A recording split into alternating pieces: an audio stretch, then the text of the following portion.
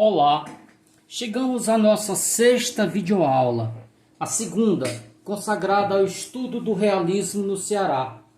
No primeiro bloco, trataremos do Centro Literário e de sua revista Iracema, momento em que trataremos de alguns dados sobre a vida e a obra de Quintino Cunha, que participou da agremiação. No segundo bloco, nosso tema será a Academia Cearense de Letras, quando enfatizaremos aspectos da vida e da obra de um de seus integrantes, Papi Júnior.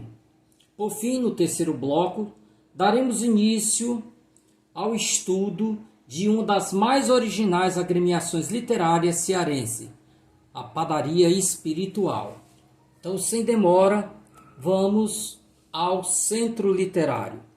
E inicio com a seguinte afirmação de José Rodrigues de Carvalho. Um certo exclusivismo estabelecido pelos rapazes da Padaria Espiritual, que só admitiam no seu grêmio determinados estreantes, que muitas vezes não ofereciam os requisitos mentais compatíveis com a reputação da sociedade, concorreu para que, dada uma rivalidade incitante, um grupo de moços talentosos fundasse o Centro Literário. A ideia partiu do cérebro de Papi Júnior, uma insubmissa mentalidade. Então, como vocês estão vendo, o Centro Literário surge como oposição à Padaria Espiritual.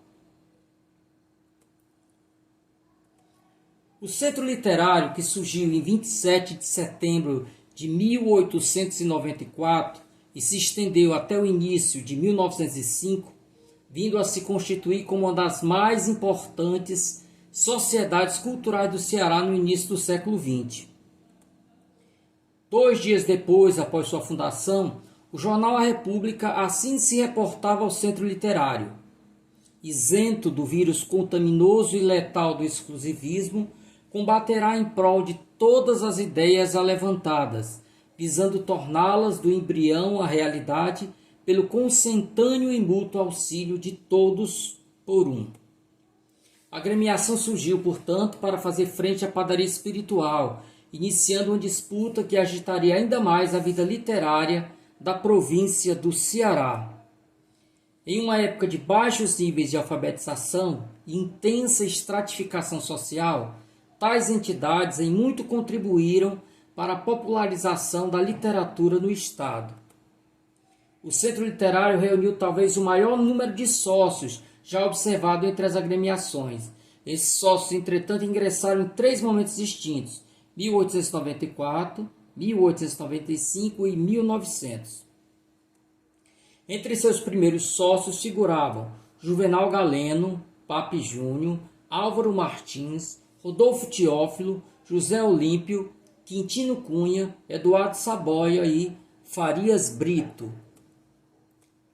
Em 1895 ingressaram 9 sócios, entre os quais Guilherme Studat, o Barão de Studat, Antônio Ivo, Rodrigues de Carvalho, Soares Bulcão, Antônio Bezerra e Justiniano de Serpa. Nós já conhecemos Antônio Bezerra e Justiniano de Serpa quando estudamos os poetas da abolição. Em 1900, assumindo a presidência da entidade, Rodrigues de Carvalho convocou alguns sócios a fim de fazer renascer o entusiasmo que os impelira na década de 1890. Entre os novos sócios merecem destaque os nomes de Álvaro Bomilca, Alba Valdez, coloquei em negrito aí para dar destaque, a presença da mulher, Eurico Facó, Henrique Castriciano, José Albano e Ulisses Bezerra.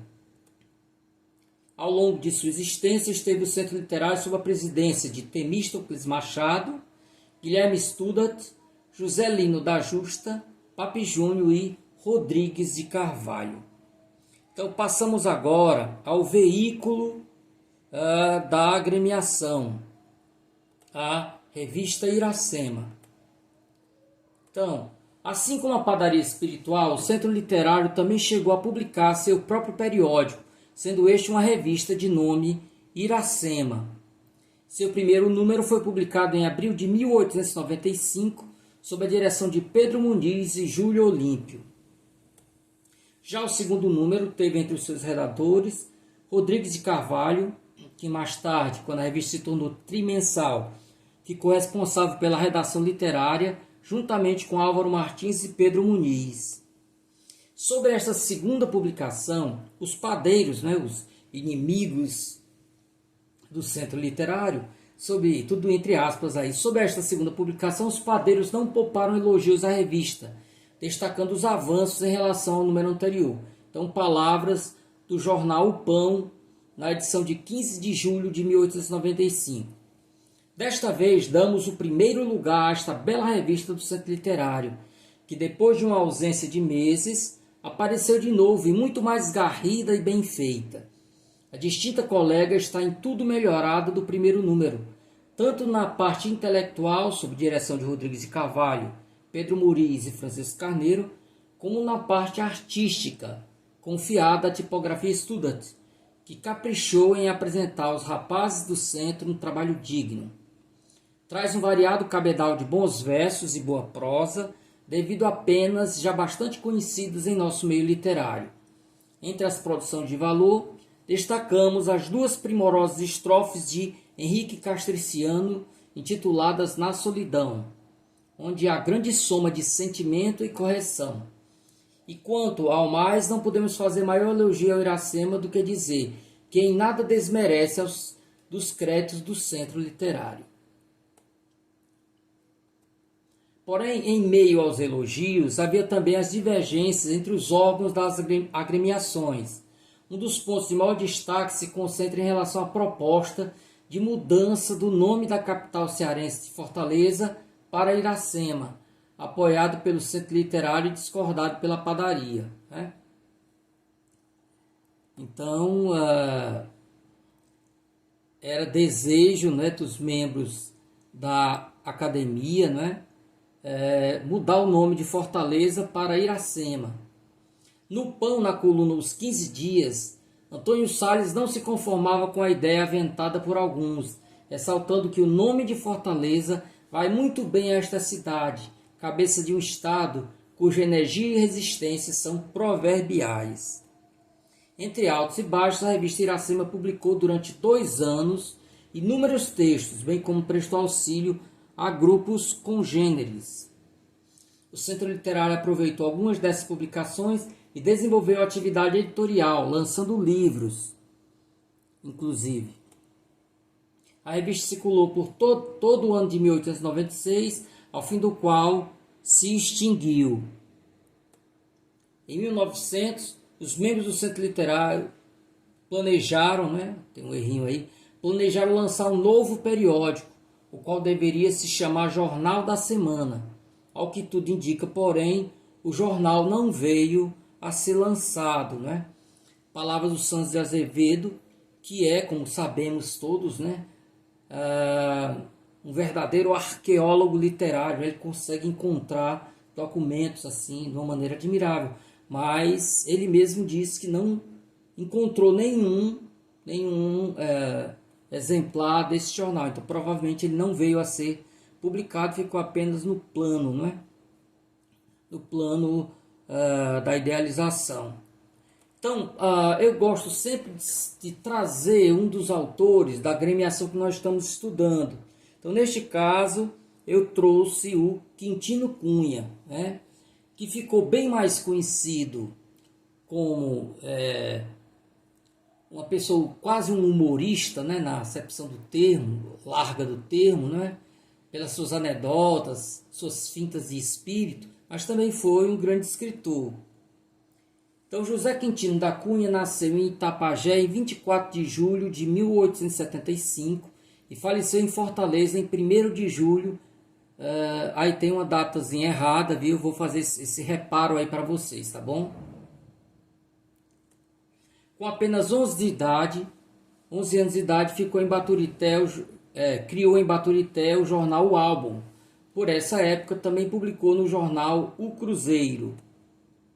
Na capital, estudou no ginásio cearense e na escola militar. Em 1895, publica o livro de contos Diferentes. Em 1902, publica A Morte de Cabeleira, uma elegia, quer dizer, um poema triste, sobre o famoso cangaceiro. Exercendo a função de rábula, que era um advogado não diplomado, era possível na época, não é? Você exercer a advocacia mesmo sem diploma. Seguiu para o Amazonas em 1906. O contato com a natureza exuberante daquele estado levou à escrita do livro de poemas Pelos Solimões, publicado em 1907 em Paris. Na ocasião, conheceu Saint-Simon. Ainda em 1907, passando por Portugal, conhece Guerra Junqueira e recebe a medalha do rei Dom Manuel II pelo seu trabalho literário. Em 1909, bacharelou-se pela Faculdade de Direito do Ceará, logo passando a exercer a profissão de advogado criminalista. Entre 1913 e 1914 foi deputado estadual, ocasião em que defendeu com fervor a melhoria da instrução do povo e também lutou contra a extinção da Faculdade de Direito, que era discutida na Assembleia, e ele saiu vencedor, né? Em 1916, retorna ao Amazonas, chefiando a missão ictiológica, que tinha como objetivo a adaptação de espécimes amazônicas às terras cearenses. Em 1928, escreveu a tese O Estilo na Jurisprudência, no qual defendeu que a atitude do advogado é chave para seu êxito na defesa dos clientes. A obra lhe valeu doutoramento em Direito. Ficou bastante conhecido por seu estilo irreverente e carismático, sendo também lembrado pelas anedotas que contavam, né? Então, eu escrevi um cordel sobre o autor já há alguns anos e eu enviarei para vocês, né? Além deste cordel, enviarei também um cordel sobre o romance Os Simas, que será objeto de discussão no bloco seguinte. Aqui o túmulo de Quintino Cunha, no cemitério São João Batista, é exatamente a estrofe inicial do meu cordel, né? Então diz lá, vocês podem visitar, e o túmulo diz o seguinte: o Padre Eterno, segundo refere a história sagrada, tirou o mundo do nada, e eu nada tirei do mundo. Então, sobre a obra de Quintino Cunha, eu selecionei aqui algumas apreciações críticas, né? Otacílio Colares, por exemplo, diz o seguinte: em Quintino, como em Bocage, o verso brincalhão ou ferino foi veículo de verdadeira crônica de sua época, retratando com o traço breve, mas incisivo do caricatural, defeitos de pessoas, de grupos sociais ou políticos, tudo bem mais ao sabor da pura e simples demonstração de talento do que como resultante de ressentimento ou severa observação e condenação de erros. O mesmo Otacílio Colares afirma: disse-á, e não sem razão, que Quintino Cunha tem no poema Encontro das Águas a sua obra-prima. Poder-se-á, porém, afirmar, com discrição, mas com segurança maior, seu referido poema a sua obra mais conhecida, tão popular ao tempo do poeta moço, chegou a ser musicado e cantado por gente de todos os níveis. Já Renato Viana afirma o seguinte: não há em Quintino a falsa técnica dos discursadores medíocres, farmacêuticos de frases e conceitos manipulados em casa para uso externo. Nada disso. Nele o fenômeno é oceânico, vai no crescendo cósmico dos elementos que se desencadeiam, vai da serenidade superficial dos igarapés aos ímpetos ciclópicos das pororocas. Raimundo Araújo afirma o seguinte: fino e irônico humorista, grande causídico, Quintino Cunha foi um espírito superior. Como poeta, sua coletânea de versos amazônicos tem um sabor original, próprio que se define na natureza vernácula e na hábil construção da imagem e símbolos poéticos. E por fim, Assis Brasil afirma: para não fugir à estética de sua época, imposição do meio literário e dos contemporâneos, a poesia de Quintino presta tributo ao romantismo e ao soneto decassílabo de inspiração parnasiana. Então, o livro já citado pelos Solimões, eu trouxe aqui algum destaque sobre a obra. Foi publicado em 1907, como já acentuamos, ela é obra de interesse não apenas literário, mas sobretudo documental, histórico, revelando uma visão participante daquele momento extraordinário da vida amazonense. Então, como sabemos, muitos cearenses se deslocaram para a região norte, não é? Para trabalhar nos seringais, e esse momento é captado na poesia de Pelos Solimões. Cearense de nascimento, Quintino Cunha fez parte de uma população de imigrantes que povoaram a Amazônia no auge da exploração da borracha e que presenciaram as misérias e a opulência daquela ocupação. É um livro irregular, de altos e baixos, partindo de um romantismo enraizado, contornando os assombros parnasianos do momento, oscilando entre o positivismo ainda reinante, mas com uma fé religiosa contrastante. Então nós vemos aí uma série, não é? Uma conciliação de uma série de elementos que se opõem aí, né? Romantismo, parnasianismo, positivismo, a fé religiosa, né? Então, de acordo com Assis Brasil, como acabamos de ver, para não fugir à estética de sua época, imposição do meio literário e dos contemporâneos, a poesia de Quintino Cunha presta tributo ao romantismo e ao soneto decassílabo de inspiração parnasiana, mas com um destaque especial. O poeta usa expressões e locuções populares, o coloquialismo. E aí já é um terceiro elemento de embate na poesia, o elemento erudito e o elemento coloquial.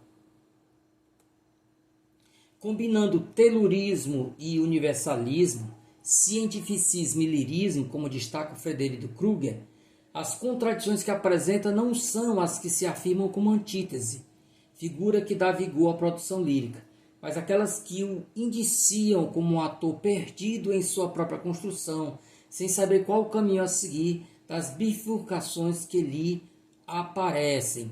Inclusive aí, em um dos textos que eu li, né, vem a metáfora aí do deslocamento nos rios amazônicos, que vão se abrindo por vários e vários caminhos, né? Assim também estava o nosso poeta, ainda muito jovem, né, tentando encontrar a sua dicção, o seu meio. Eu trouxe aqui um poema do livro, um poema que eu acho muito bonito, né?